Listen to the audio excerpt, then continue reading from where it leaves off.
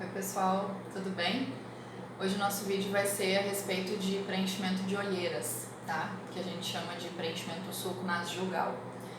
Eu tô com esse amigo para mostrar para vocês aqui como é que funciona o preenchimento e onde é depositado. Nessa zona a gente geralmente pode utilizar duas coisas, ou ácido hialurônico ou polimetilmetacrilato, que é um preenchimento definitivo, certo? Grandíssima maioria das vezes a gente utiliza o ácido hialurônico. Eu particularmente só faço procedimentos não definitivos na face, então preenchimentos no caso. Então eu utilizo sempre o ácido hialurônico, certo? Mas eu queria mostrar para vocês como é que funciona não só o ato do preenchimento, mas para vocês entenderem o que acontece quando a gente vai envelhecendo. Isso aqui é a borda óssea, tá? Do nosso olho. Quando a gente vai envelhecendo, a gente vai sofrendo não só uma absorção desse osso, mas também um crescimento desse osso, tá? Então o tamanho dessa bolinha, desse buraquinho aqui que a gente chama de órbita, tá? Ele vai aumentando de tamanho.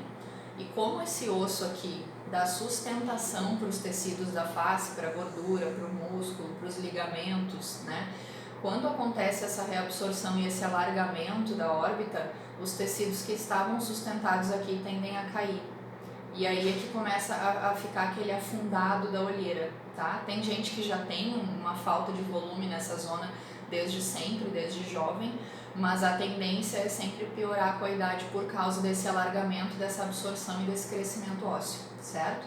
Então, o que acontece? Quando a gente vai fazer o preenchimento, a gente tem que colocar esse preenchimento em cima dessa borda óssea, tá? O preenchimento fica em cima, deitadinho em cima do osso, para jogar tudo isso aqui para cima e para conseguir fazer subir essa zona e retirar aquele afundado, tá? Que dá aquela sensação de cansaço e tudo mais.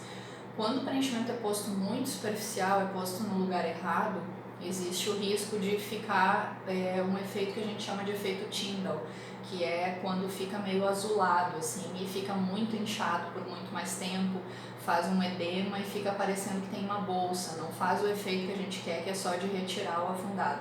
Então daí a importância de saber onde colocar o preenchimento exatamente no lugar certo, com a técnica correta, certo?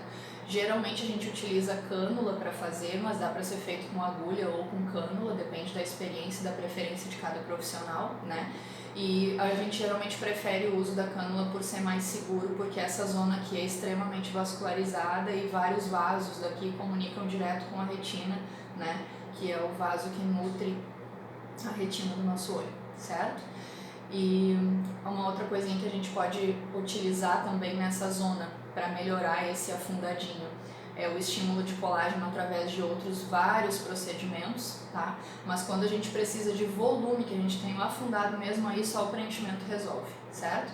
Na maioria das vezes a gente trabalha com associações de tratamentos, o preenchimento para preencher, como o próprio nome já está falando, e outros procedimentos para tratar a pele da pálpebra inferior, porque ela tende a ficar mais flácida com o tempo e a começar a aparecer aquelas ruguinhas finas, né, que incomodam bastante, certo?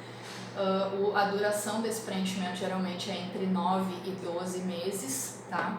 Ele é um ácido hialurônico um pouco mais fino, então ele precisa ser um pouquinho mais maleável para ser colocado nessa zona, porque é uma zona onde a pele é muito fina, então ele vai ficar mais superficial. A gente não pode utilizar os mesmos ácidos que a gente utiliza para fazer volume, tá? Então ele acaba durando menos porque ele é um ácido que tem uma coisa que chama crosslink, ele tem menos crosslink, ele tem menos ligações entre as moléculas para ele conseguir ficar mais fluido. Consequentemente é mais fácil para o corpo da gente conseguir absorver esse ácido. Então ele vai durar um pouquinho menos do que os volumizadores. Tende a durar entre 9 e 12 meses, mas às vezes acontece um estímulo de colágeno ao redor do preenchedor que faz parecer que o resultado está durando mais tempo. Então, em alguns pacientes, 1 ano depois ainda se percebe resultado do preenchimento, 1 ano e meio depois, mais por causa do estímulo de colágeno ao redor do preenchedor do que do próprio efeito de volumização do colágeno, tá bom? Espero ter retirado as dúvidas de vocês e qualquer coisa é só perguntar. Beijo!